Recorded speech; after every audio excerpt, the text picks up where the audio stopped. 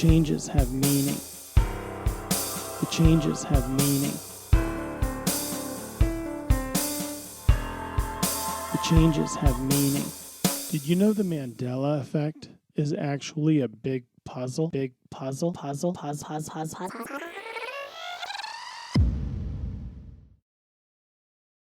We have to find the right theory for explaining the Mandela Effect. Let's keep going. Some people say it is the result of a mind control program. We've all heard of mind control. Could it cause people to have false memories? Is the government creating the Mandela Effect? The U.S. government had a program dedicated to mind control experiments that was codenamed MKUltra. A multitude of documents that prove the existence of the program have been declassified and released to the public. Its purpose was to enhance interrogation techniques and develop the ability to control people's minds in a variety of ways. The methods that were utilized by this specific program were extremely inhumane and damaging to the test subjects. Experiments were carried out using anesthesia, repeated electrical shocks, and a number of drugs, such as LSD. The mind control techniques utilized in the MKUltra program were completely disruptive to the lives of the test subjects. If the people who see reality being changed by the Mandela Effect had been subjected to these kinds of experiments, they would be aware that something happened to them. I definitely don't see how these techniques could be used covertly to produce false memories in the general public. Hypnosis is another form of mind control. Can a person be hypnotized without even knowing it? Hypnosis involves listening and can be achieved through television and radio programs. You just have to have some openness to the experience. Well, that and an ability to be hypnotized. Not everyone can be hypnotized. Could hypnosis through television or radio be causing me to have false memories? That could explain some of my memories, but not so fast. There is a large number of Mandela effects in the world. The list I gave in my first book is just a tiny portion of what has changed. I discover new ones as time goes by, too.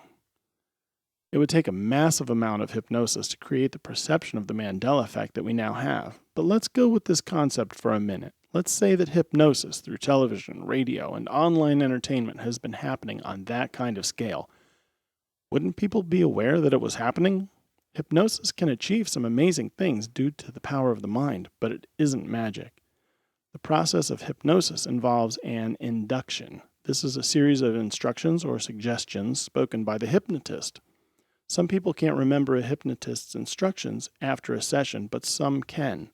Hypnotists can suggest that a subject forget their session, thereby inducing post-hypnotic amnesia.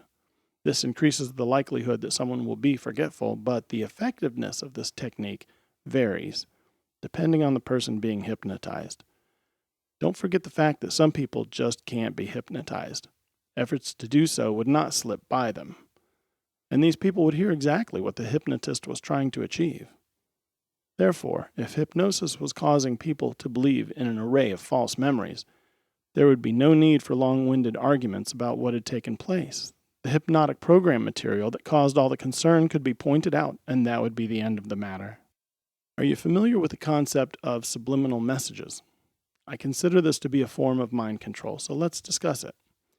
The idea is that certain images, sounds, or spoken messages can be hidden in things we watch or listen to. We don't consciously notice subliminal messages, but our subconscious mind picks up on them, and that is why they can influence us. I actually have some first-hand experience with subliminal messages. When I was 16, I had a cassette tape that was a compilation of punk and hard rock music by various artists. The front of the album cover said that it was psychic fuel, and there was a dire warning on the back of it. I remember one particular incident when I was listening to it, and my mood suddenly changed. I got so excited listening to the music that my behavior became a bit reckless.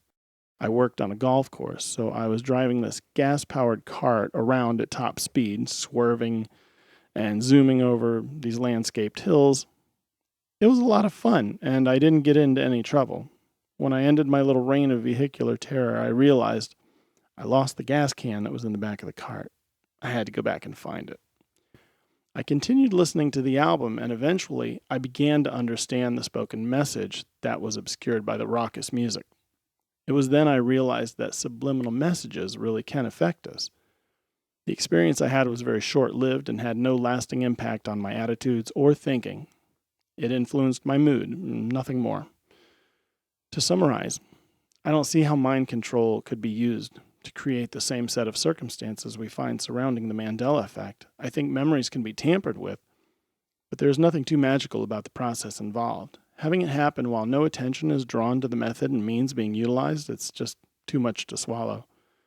Do we see any particular connections between our informational table and this theory that mind control is causing the Mandela effect?